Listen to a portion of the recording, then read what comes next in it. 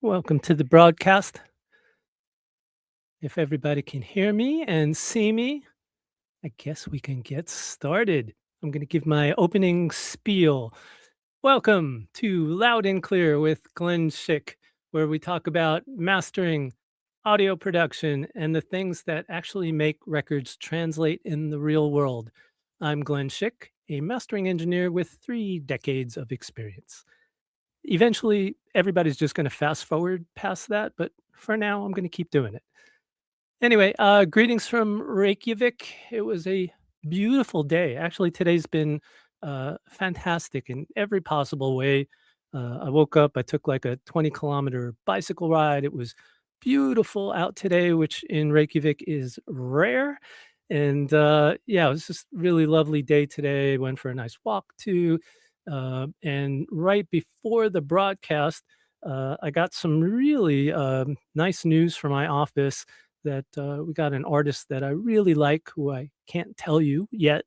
Anyway, what it was, but it's I still get excited when somebody good comes in that I'm like I'm into that. I really like this artist. So even 32 years later, you can still get psyched on getting a job. So uh, nice day. Hope to share the love with everybody else here. Um, so this is episode number 11. And thanks everybody for sticking in so long. We've kind of gotten a little more of a rhythm now. And this episode, I have to credit to the audio engineering forum on Reddit, specifically a Redditor called Barncore, who suggested this topic. So thank you, Barncore. And I hope you're watching it, and I hope you get something out of it today. But the title of the broadcast today is called "The Decision Tree for Mastering," and by decision tree, this was kind of a new term for me. I'd not heard it before. You mentioned you should really do a decision tree. It's the steps you take in your thought process on mastering. So that's what we're going to do today. And we're going to go down this one by one. If anybody does have comments or questions, we can definitely approach those either at the end or as we're going, even. So this is the decision tree. So let's start with this. And one of the other comments I got on the Reddit, who was nice enough to promote the broadcast, was saying, I didn't get anything out of the show. He just said to listen. So I'm going to tell you now, a lot of this job is listening. So it's not the most glamorous job in the world. It's important, but that's what we do. We listen to stuff. So if you're not impressed by that, I'm sorry. There will be some useful tips here, but you're not going to get to from point A to point Z by just doing a couple of like plug-in tricks. So check it out. See if I give you any good information. I hope you get something from it. So the first thing we're talking about is listening. So when I'm listening to a new track that's been submitted, the first thing I want to do is see if it even will benefit from mastering. So you might be kind of surprised by this, but I turn away a lot of submitted material because honestly, even if I did my best job, it wouldn't really sound like a finished good record. And I think part of this job too is customer service, which we'll go on about in another episode. But you want to do right by your clients, and so if their song is not going to benefit from mastering, I have to send it back. So if that happens to you, I'm sorry, but I'm doing this for your own benefit. So the overall listen then. So first of all, what's the feel? What's the genre of the track? Have I communicated to the producer or the artist? Did they have some vision? And you have to be the person that translates the artist vision into technical stuff, because sometimes they'll say, Oh, I want something that just wraps around you like a warm hug, or I want more disco, or some kind of adjective that really has no foundation in actual audio moves. So you have to be the one that kind of can describe, not describe, but translate what they're saying and make it happen for them. So when I'm listening, uh, what's the artist's vision? What's the producer's vision? What's my vision from this? Um, are they all connected? Is the song emotionally connecting? Is there an obvious problem with something? Is there a hidden problem with something? Is the mix really finished? Uh, a lot of times it's not. So you have to remember before I'm a mastering engineer, I'm a listener. Before I reach for any EQ, I'm trying to understand what the song wants to be. So mastering is musicology. Please take that away from today's episode. Mastering is musicology. It's about knowing music. So once we've got that, I've listened to the stuff. It's got a all systems go here, and we're going to move ahead. The next thing is what's drawing my attention. So where is my ear going? The tonal balance, overall tonal balance. So is the vocal loud enough? Is there something out of whack on the mix? Do I need to communicate to that mixer before I move ahead? And then I'll make my first move. So this is already kind of time invested and all that into anything before I've even made my first move. So the first move is going to be a really light rebalance if needed. And again, this is all if needed. Some tracks really need preservation and some tracks need enhancement. And that is a big lesson for mastering. So, when I was a young buck, I would try to do enhancement more than preservation, and my masters suffered for it. So, I'm much better about that now. So I'm listening to this stuff. Is everything kind of sitting right? Uh, if everything is just kind of right, but maybe the whole track's a little too bass heavy or a little bit sharp, or there's something that's kind of bothering me, I will do a light rebalance at that point. And this is just small subtle moves with EQ. And then I'm on to my next thing. So um, next thing would be what's the bass doing? So once I've kind of gotten like a rough balance on this stuff, it's kind of sitting, in a better spectrum, maybe than when it came in. Little adjustments. Now we're not doing drastic stuff yet, or if needed, I'm going to hear what the bass is doing. So the bass kind of controls what you can do in a mix or a master, I should say. If the bass is kind of overwhelming things, is it too dynamic? Is it not dynamic enough? Um, is the level of the bass good? Is the kick and the bass working in conjunction? Is the sub translating? Is the low end stable? Is it in phase? So there's all these things that we're going to listen to in the bass, and that's the time I'm going to address it. After I've made that first overall tweak, I'm going to start working towards getting that bass straight. So then the next step after that, we're going to call mid-range focus.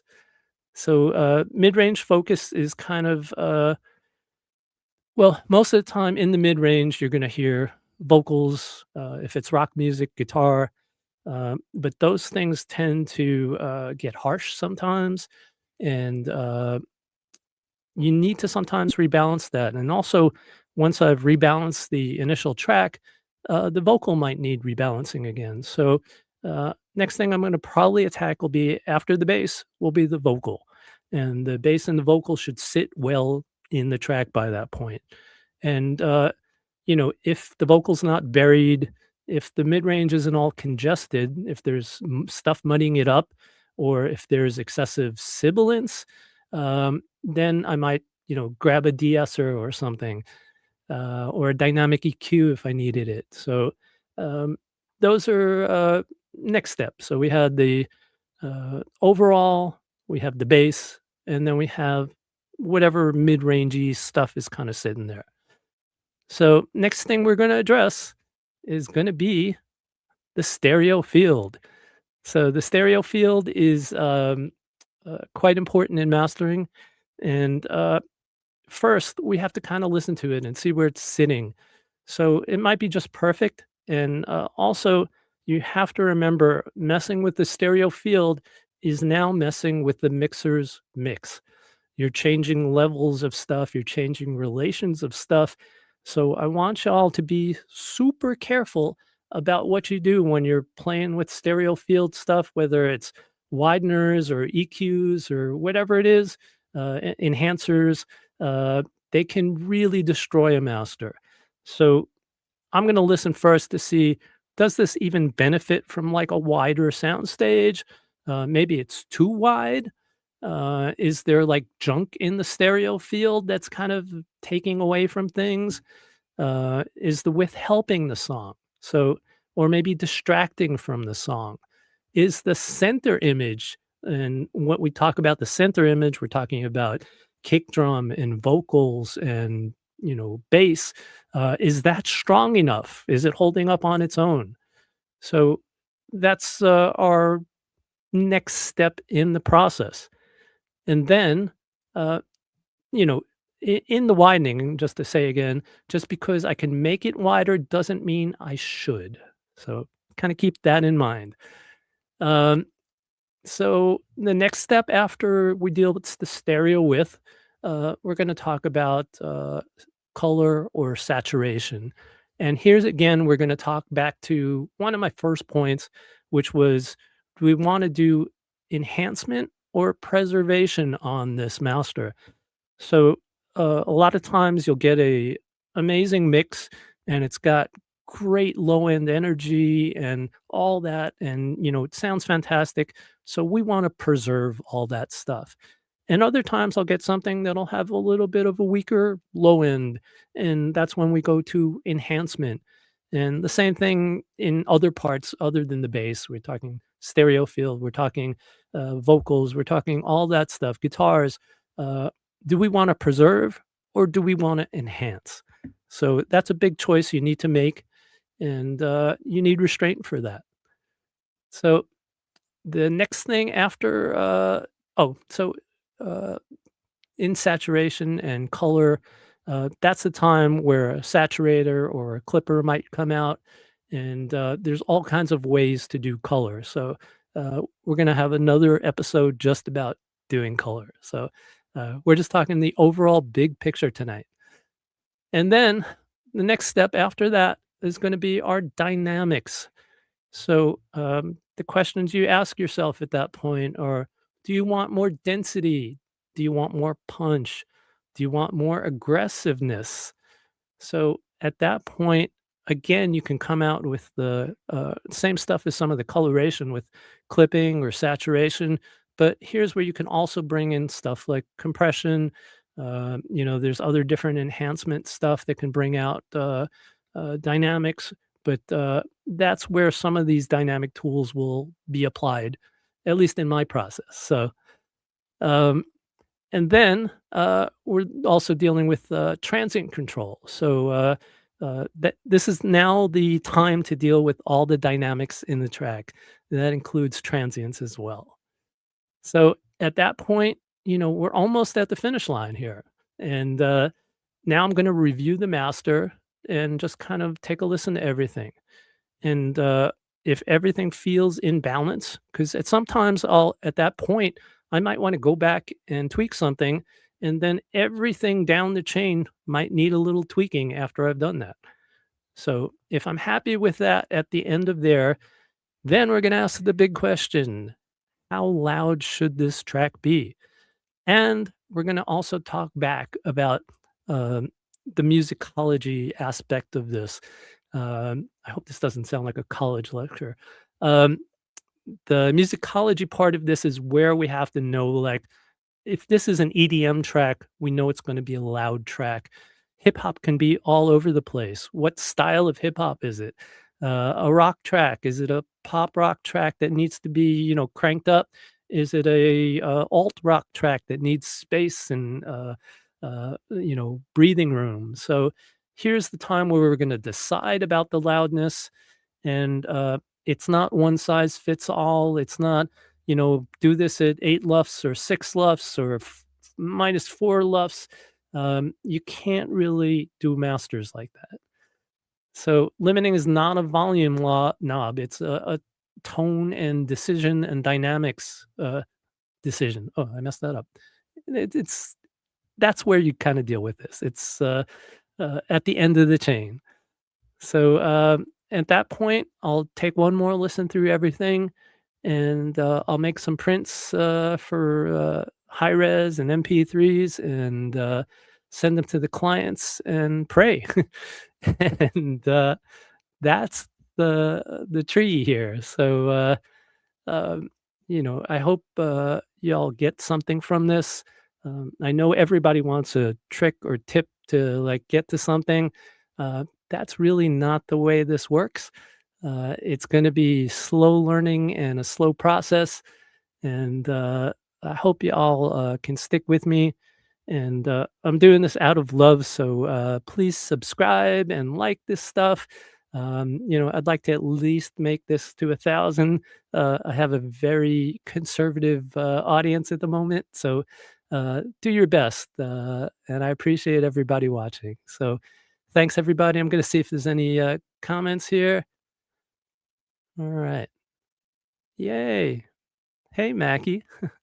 All right, old friends there, and just looking on Instagram. Lots of people watching on this Instagram too. So, thanks everybody. We'll see you next week with a new topic, and I appreciate y'all watching. You take care.